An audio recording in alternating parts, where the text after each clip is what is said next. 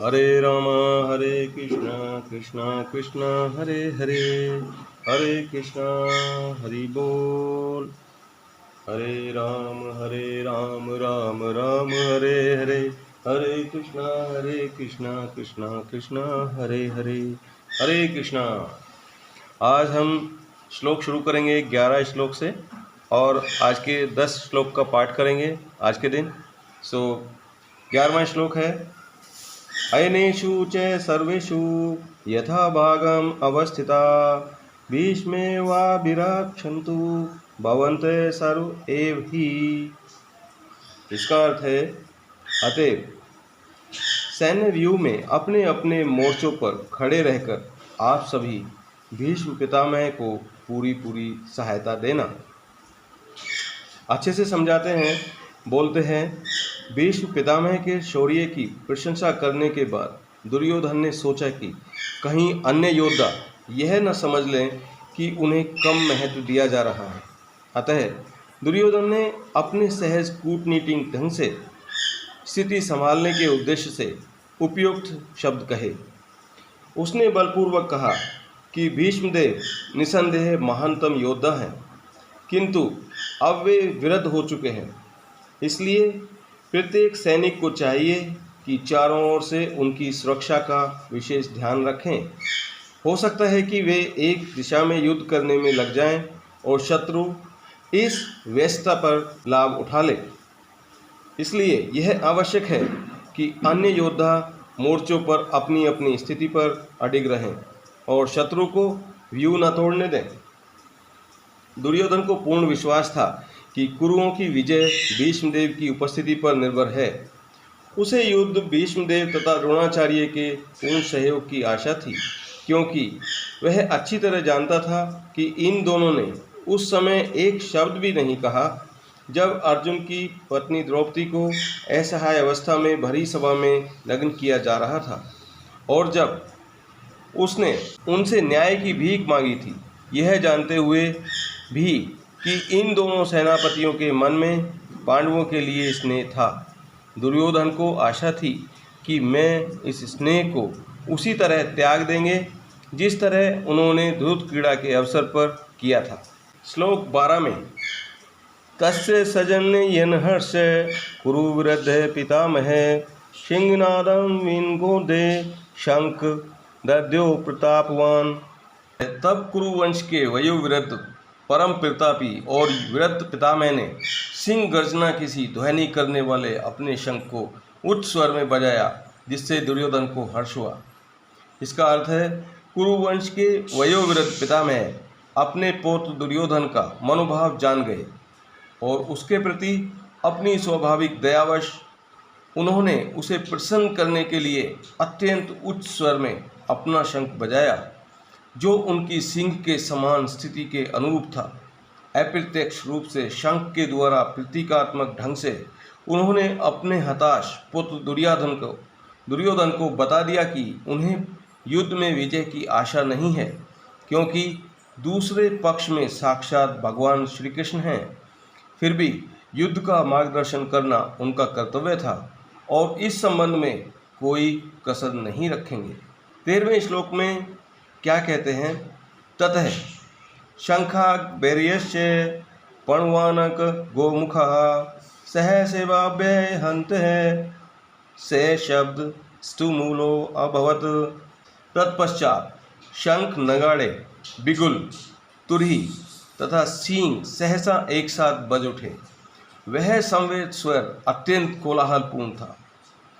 जैसे ही भीष्म पितामह ने शंख बजाया, उसके तुरंत बाद सभी शंख, नगाड़े, बिगुल, तुरही, सींग सहसा एक साथ सभी बज उठे और ये समझो कि वो एक कोलाहलपूर्ण मोमेंट था। 2वां श्लोक, तत्श्वेत ये ते महति स्पंदने स्थितो माधवे पांडवश्चे दिव्यो शंखो प्रद्युम्नतु।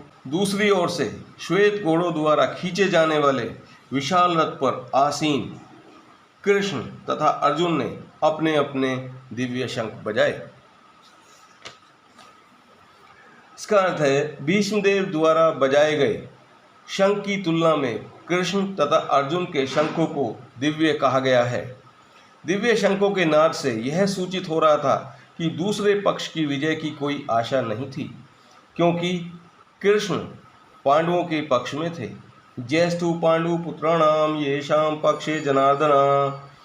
जब सदा पांडु के पुत्र जैसी की होती है, जय सदा पांडु के पुत्रों जैसी ही होती है, क्योंकि भगवान कृष्ण उनके साथ हैं और जहाँ जहाँ भगवान विद्यमान हैं वहीं वहीं लक्ष्मी भी रहती हैं, क्योंकि वे अपने पति के बिना नहीं रह सकती। अतः जैसा कि विष्णु या भगवान कृष्ण के शंख द्वारा उत्पन्न दिव्य ध्वनि से सूचित हो रहा था कि विजय तथा श्री दोनों ही अर्जुन की प्रतीक्षा कर रही थीं। इसके अतिरिक्त जिस रथ में दोनों मित्र आसीन थे वे अर्जुन को अग्नि देवता द्वारा प्रदत्त था, और इससे सूचित हो रहा था कि तीनों लोकों में जहाँ कहीं भी यह जाएगा वहाँ विजय निश्चित है।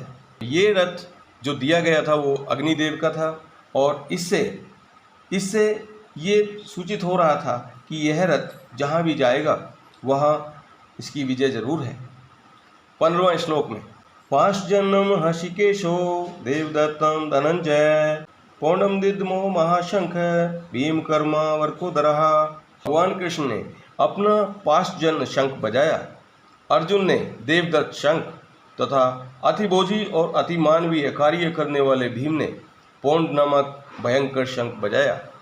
इसका अर्थ है भगवान कृष्ण को हृषिकेश कहा गया है, क्योंकि वे ही समस्त इंद्रियों के स्वामी हैं। सारे जीव उनके भिन्नांश हैं। अतः जीवों की इंद्रियां भी उनकी इंद्रियों के अंश हैं। चूँकि निर्विशेषवादी जीवों की इंद्रियों का कारण बनने में असमर्थ हैं, इसलिए वे जीवों को इंद्रिय रहित या निर्विशेष करने के लिए उत्सुक रहते हैं।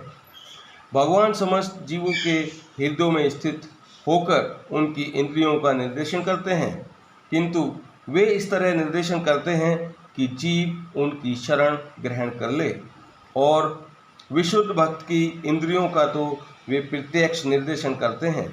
यहाँ कुरुक्षेत्र की युद्धभूमि में भगवान कृष्ण अर्जुन की दिव्य इंद्रियों का निर्देशन करते हैं, इसलिए उनको हृषिकेश कहा गया है। भगवान के विविध कार्यों के अनुसार उनके भिन्न भिन्न नाम हैं। उदाहरणतः इनका एक नाम मधुसूदन है, क्योंकि उन्होंने मधु नाम के असुर को मारा था। ये गौओं तथा इंद्रियों के आनंद देने के कारण गोविंद कहलाते हैं। वसुदेव के पुत्र होने के कारण इनका नाम वसुदेव है। देवकी को माता रूप में स्वीकार करने के कारण इनका नाम देवकी नंदन है। वृंदावन में यशोदा के साथ बाल लीलाएं करने के कारण ये यशोदानंदन हैं, और अपने मित्र अर्जुन का सारथी बनने के कारण पार्थ सारथी हैं। इसी प्रकार उनका एक नाम हृषिकेश है, क्योंकि उन्होंने कुरुक्षेत्र के युद्ध स्थल में अर्जुन का निर्देशन किया। इस श्लोक में अर्जुन को धनंजय कहा गया है, क्योंकि जब इनके बड़े भाई को विभिन्न यज्ञ संपन्न करने के लिए धन की आवश्यकता हुई तो उसे प्राप्त करने में इन्होंने सहायता की थी।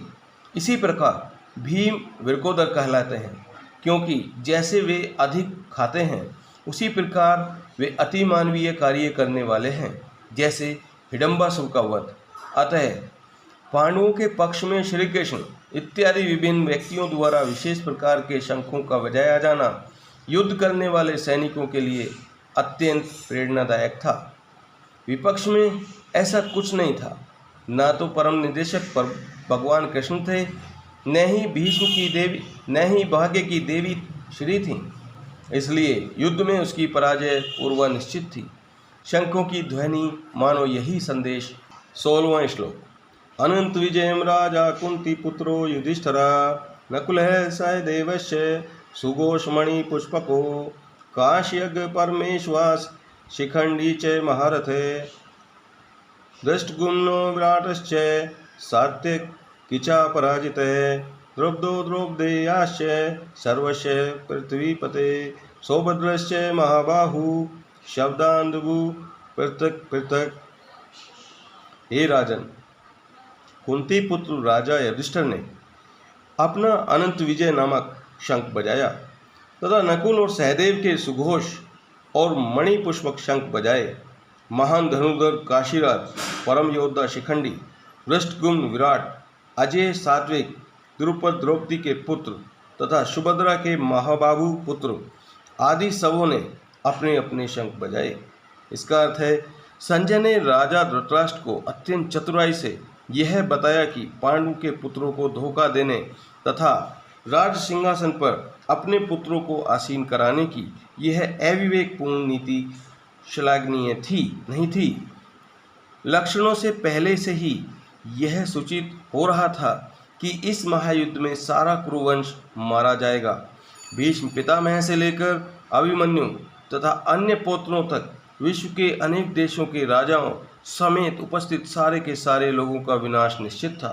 यह सारी दुर्घटना राजा धृतराष्ट्र के कारण होने जा रही थी, क्योंकि उसने अपने पुत्रों की कुनीति को प्रोत्साहन दिया था। 19वां श्लोक। स घोषो धातराष्ट्राणां हृदयानि व्याद्रायत नभस्य पृथ्वी चैव दुर्मलो अभ्युन्नादयन्। इस विभिन्न शंखों की ध्वनि कोलाहलपूर्ण बन गई, जो आकाश इन विभिन्न शंखों की ध्वनि कोलाहलपूर्ण बन गई जो आकाश और पृथ्वी को शब्दायमान करती हुई धृतराष्ट्र के पुत्रों के हृदयों की विदीर्ण करने लगी। इसका अर्थ है, जब भीष्म तथा दुर्योधन के पक्ष के अन्य वीरों ने अपने अपने शंख बजाए तो पांडवों के हृदय विदीर्ण नहीं हुए। ऐसी घटनाओं का वर्णन नहीं मिलता, किंतु यह इस विशिष्ट श्लोक में कहा गया है कि पांडव पक्ष के शंखनाद से धृतराष्ट्र के पुत्रों के हृदय विदीर्ण हो गए। इसका कारण स्वयं पांडव और भगवान कृष्ण में उनका विश्वास है। परमेश्वर की शरण ग्रहण करने वाले को किसी प्रकार का भय नहीं रह जाता, चाहे वह कितनी ही विपत्ति में क्यों न हो। 20वां श्लोक। अथवेवस्थि ताइंद धातराष्ट्र विध्वच प्रवर्ते शस्त्र संपाते धनुरुद्ध में पांडवे हशिकेशम तदा वाक्य विद माहे महीपते। उस समय हनुमान से अंकित ध्वज लगे रथ पर आसीन पांडुपुत्र अर्जुन अपना धनुष उठाकर तीर चलाने के लिए उद्यत हुआ। हे राजन, धृतराष्ट्र के पुत्रों के व्यूह में खड़ा होकर अर्जुन ने श्री कृष्ण से ये वचन कहे। युद्ध प्रारंभ होने की वाला था। उपयुक्त कथन से ज्ञात होता है कि पांडवों की सेना की अप्रत्याशित व्यवस्था से धृतराष्ट्र के पुत्र बहुत कुछ निरुत्साहित थे, क्योंकि युद्ध भूमि में पांडवों का निर्देशन भगवान कृष्ण के आदेशानुसार हो रहा था।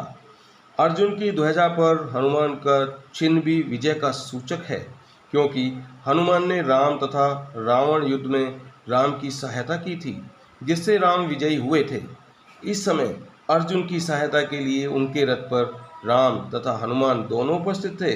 भगवान कृष्ण साक्षात राम हैं और जहाँ भी राम रहते हैं वहाँ उनका नित्य सेवक हनुमान होता है तथा उनकी नित्य संगनी वैभव की देवी सीता उपस्थित रहती है। अतः अर्जुन के लिए किसी भी शत्रु से भय का कोई कारण नहीं था। इससे भी अधिक इंद्रियों के स्वामी भगवान श्री कृष्ण निर्देश देने के लिए साक्षात उपस्थित थे। इस प्रकार अर्जुन को युद्ध करने के मामले में सारा सत्परामर्श प्राप्त था। ऐसी स्थितियों में जिनकी व्यवस्था भगवान ने अपने शाश्वत भक्त के लिए की थी, निश्चित विजय के लक्षण स्पष्ट थे। हरे राम राम राम हरे हरे, हरे कृष्णा कृष्णा कृष्णा हरे हरे, हरे कृष्णा। हरि बोल। ये थे आज के 10 श्लोक। आज का पाठ हम यहीं पर समाप्त करते हैं और कल के पाठ में इसके आगे वाले 10 श्लोक का पाठ करेंगे। तो मैं उम्मीद करूँगा आपको आज के पाठ से कुछ ना कुछ सीख ज़रूर मिली होगी। अगर सीख मिली है तो आप कमेंट में ज़रूर बताइए और चैनल को सब्सक्राइब कीजिए अगर आपने अभी तक चैनल सब्सक्राइब नहीं किया है। अगर आपको लगता है किसी को आध्यात्मिक ज्ञान की ज़रूरत है तो आप ये वीडियो को शेयर ज़रूर करें। जिसको गीता का पाठ करना है या सुनना है वो ये सारी की सारी वीडियो देख सकते हैं, सुन सकते हैं। आपसे मिलता हूँ कल के पाठ में। जब तक के लिए हरे कृष्णा हरे कृष्णा।